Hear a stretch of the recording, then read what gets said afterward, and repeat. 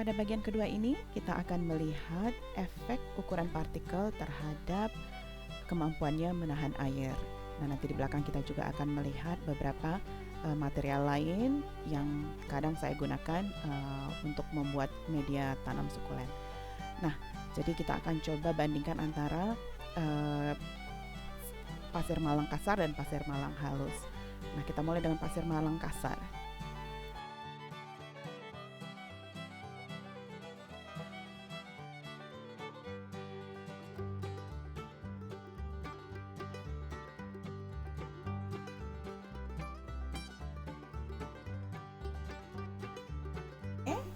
Nah, jadi kalau melihat jumlah air yang dia lewatkan, ya, dan kelihatan sekali bersih ya, ini karena memang saya cuci. Ini jadi di angka 80 ya. Jadi artinya tadi dia mirip dengan pasir malang yang ukuran medium. Jadi ukuran medium dengan yang kasar itu sebenarnya ya sama saja. Jadi dia melewatkan 80% airnya, jadi dia hanya menyimpan sekitar 20. Walaupun mungkin ini sedikit lebih ya, lebih banyak yang dia lewatkan, tapi mungkin ya sedikit sekali bedanya. Jadi mungkin kalau dihitung-hitung ini mungkin sekitar 82, 83 ml gitu yang dia lewatkan gitu ya. Oke, nah berikutnya kita coba lihat pasir malang yang halus ya. Ini oke, ukurannya 1 sampai 2 mm gitu. Jadi idenya adalah begini. Ukuran partikel yang kecil itu kan biasanya punya luas permukaan yang lebih besar. Jadi dengan volume yang sama, ini sama-sama setinggi ini kan volumenya sama gitu dengan yang pasir malang.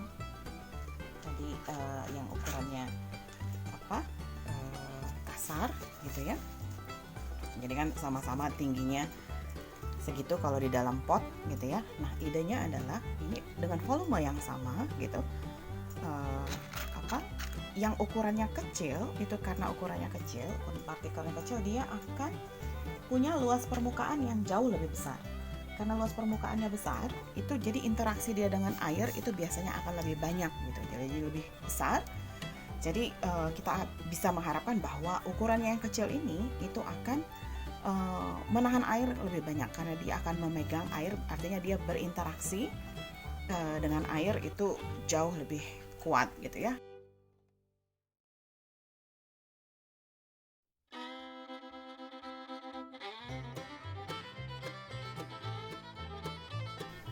Oke, ini berapa mili yang dia loloskan? Ini kita coba lihat ya. Jadi yang dia loloskan itu hanya 40.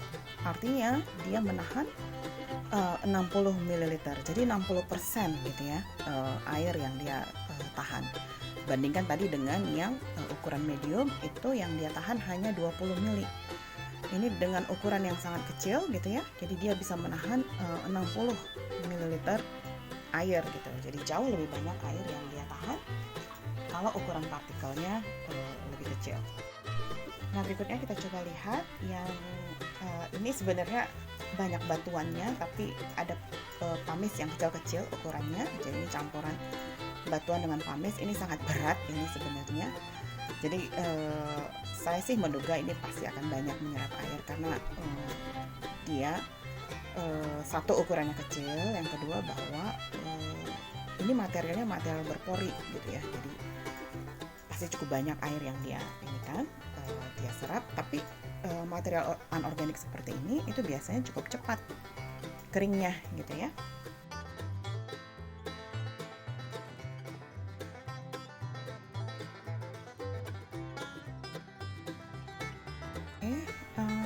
Kita lihat berapa jumlah air yang dia tahan gitu ya. Jadi ini yang dia lewatkan itu sekitar 50. Jadi dia menahan air itu sekitar 50% gitu ya. Jadi relatif lebih sedikit dibandingkan tadi pasir malang yang ukurannya kecil tadi. Oke, berikutnya adalah pasir akuarium atau pasir Bali ya. Oke, ini juga ukurannya sangat halus-halus ya.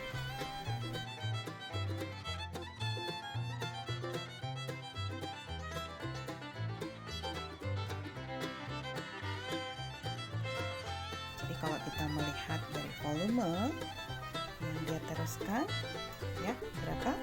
60 yang dia serap ya, karena ini tidak persis di garis 40 gitu ya. Jadi ini artinya dia menyimpan air lebih banyak ya dibandingkan tadi pasir malang yang juga ukurannya kecil gitu. Oke, kita coba cek. Berikutnya adalah material yang relatif lebih mahal ya dibandingkan tadi campuran yang cukup murah.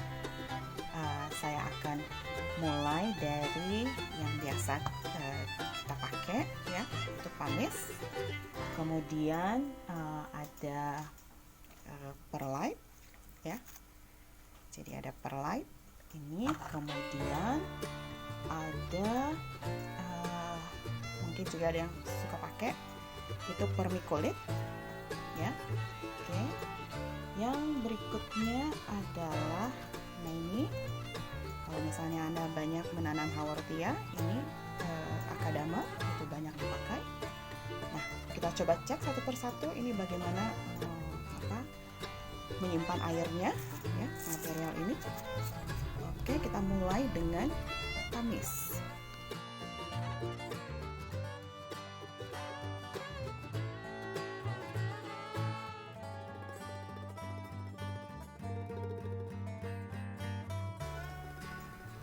Jadi kalau melihat dari volume air yang dia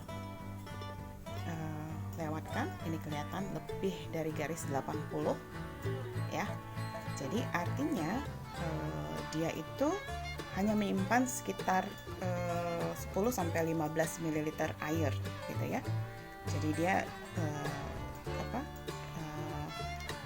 cukup banyak melewatkan air, walaupun sebenarnya dia cukup berpori dan bisa menyimpan air ya di pori-porinya, tapi dia masih melewatkan banyak. Berikutnya adalah perlite ya.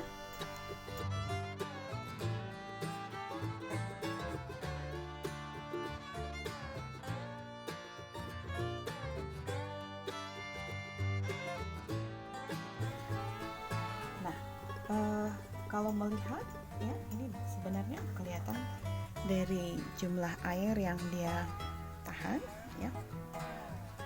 Itu kelihatan dari garisnya ini 80. Jadi dia menahan itu sekitar, oh maaf, ini 80 60 ya. Oke, jadi dia menahan air itu ya hampir 40% gitu ya, dia tahan airnya gitu. Cuma satu kelebihan perlite itu adalah bahwa dia material yang ini kalau kita melihat ini ya, walaupun barusan dibasahkan gitu ya, jadi tidak ada air yang tergenang gitu. Dan cuma satu mungkin kelemahan dia bahwa karena hal tersebut, jadi dia sangat mudah naik ke permukaan gitu. Jadi pada saat kita siram dia naik ke permukaan gitu. Nah, satu keuntungan lagi dari menggunakan perlite itu adalah dia punya sifat insulator gitu. Jadi kalau misalnya kita gunakan perlite di tempat seperti di Bogor gitu yang panas, jadi itu akarnya bisa terlindungi dari suhu yang ekstrim gitu ya. Nah, itu satu kelebihan kita menggunakan perlite gitu. Berikutnya adalah vermiculite.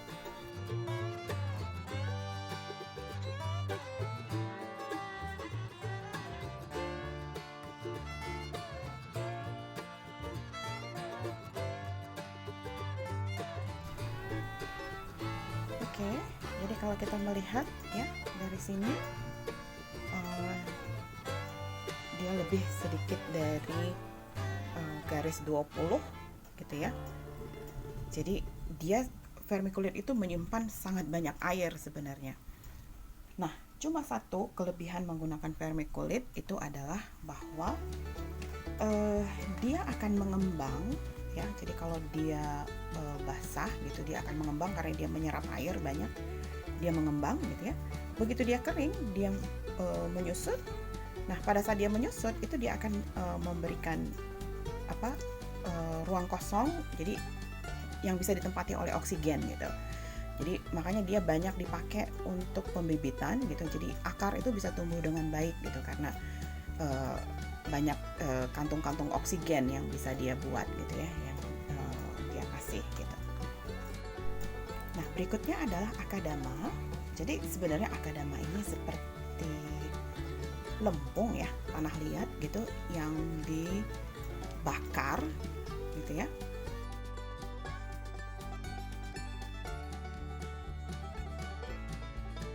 Kelebihan menggunakan akadama ini adalah bahwa air yang dia simpan, air yang dia serap itu ya dia serap di dalam strukturnya dia gitu ya. Jadi struktur akadamanya gitu. Jadi tidak, artinya tidak ada air yang menggenang gitu. Nah, ini kalau kita melihat dari butirannya ini loose gitu ya. Mirip tadi seperti perlite gitu. Nah, jadi air yang tersisa itu ya dia lewatkan saja, jadi tidak menggenang gitu. Nah, itu satu kelebihan menggunakan akadama. Cuma satu, harganya mahal. Yang kedua itu adalah bahwa karena tadi itu dia material lempung gitu ya, jadi dia cukup mudah untuk terurai gitu. Nah, kalau kita lihat dia bisa menahan air sebanyak 20 mili ya, jadi mirip seperti pasir malang yang ukurannya medium maupun yang kasar gitu ya. Oke. Baik, berikutnya adalah dua campuran yang saya buat ya dari pamis, akadama.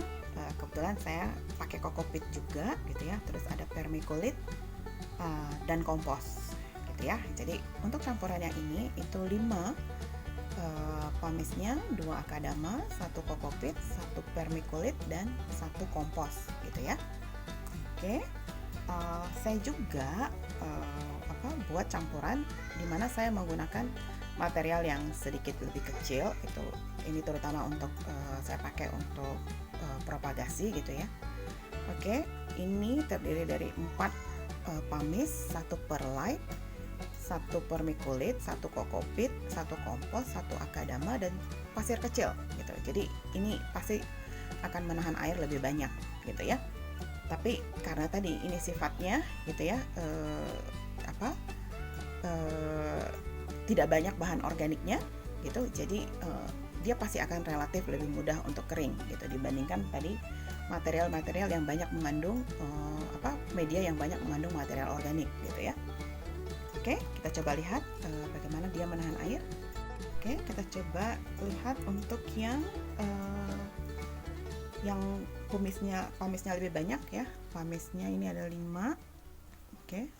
Artinya 50% itu pamis ya. Kita coba.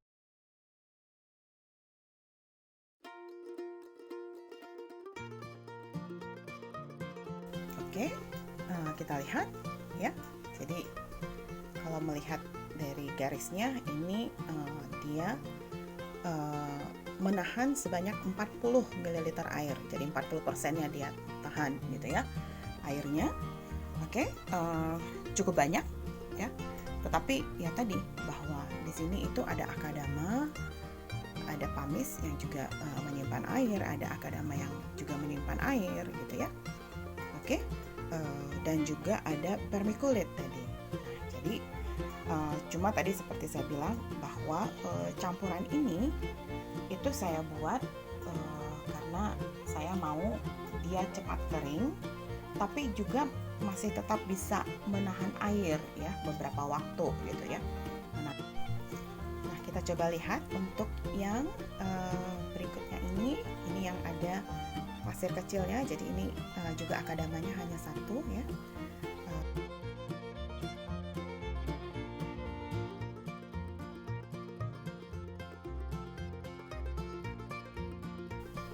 Ini kelihatan bahwa dia menyimpan air sedikit lebih banyak dibandingkan campuran yang tadi.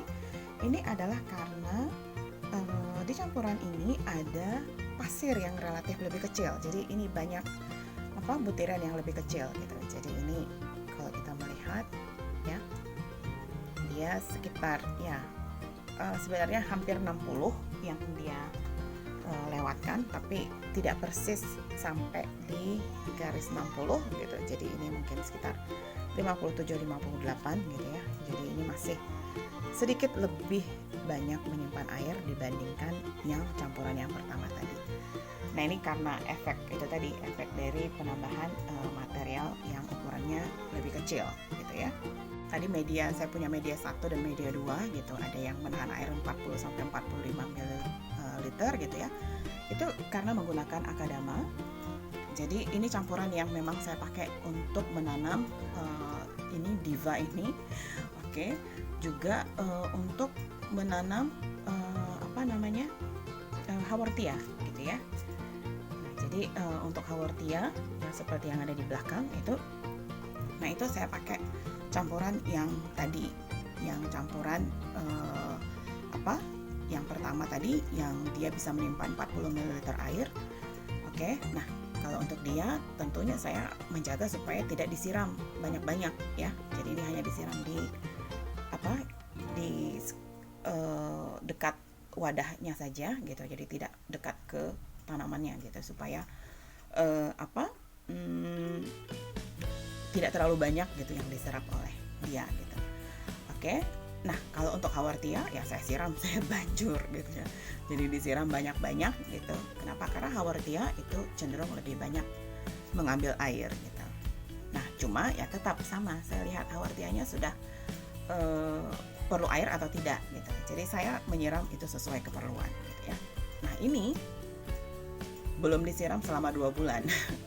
Kenapa? Ini kalau kita lihat ini daunnya masih montok-montok semua, jadi nggak perlu disiram gitu ya. Jadi ya saya hanya kasih material media yang sebenarnya dari udara, itu seperti misalnya Akadama itu kan bisa menyerap air gitu ya dari udara. Jadi bisa menyerap kelembapan dari udara. Jadi sebenarnya ya dia bisa menyerap air itu dari kelembapan yang disimpan oleh Akadamanya gitu. Jadi ya selama dia masih menunjukkan daun yang montok seperti ini ya nggak perlu disiram gitu. Nah, saya sarankan jangan ikuti apa kata saya, tapi buatlah media yang sesuai dengan lingkungan tempat Anda menanam sukulen gitu ya. Nah, jadi kan bisa kalau misalnya Anda coba dari yang materialnya cukup murah tadi seperti sekam bakar, sekam mentah, pasir malang dengan kompos, itu kan bisa bermain-main di komposisinya, bahkan mungkin bisa dicoba diganti dengan atau ditambah dengan kokopit ya, untuk melihat berapa banyak dia akan menahan air. Jadi mungkin kokopitnya ditambah lebih banyak, sekam bakarnya dikurangi. Jadi seperti itu. Jadi saya tidak akan berikan ini adalah komposisi yang paling disukai oleh sukulen, enggak, saya enggak akan berikan itu. Anda harus mencoba sendiri. Jadi Anda harus melihat sendiri, mengamati sendiri mana yang paling sesuai untuk daerah Anda. Ya. Itu dengar ting ting ting ting ada tukang bakso lewat. Demikian yang bisa saya sampaikan. Mudah-mudahan membantu Anda untuk melihat atau memilih atau membuat campuran media yang kira-kira sesuai dengan lingkungan Anda. Baik. Terima kasih bagi yang sudah menonton sampai sejauh ini. Sampai ketemu di video berikutnya.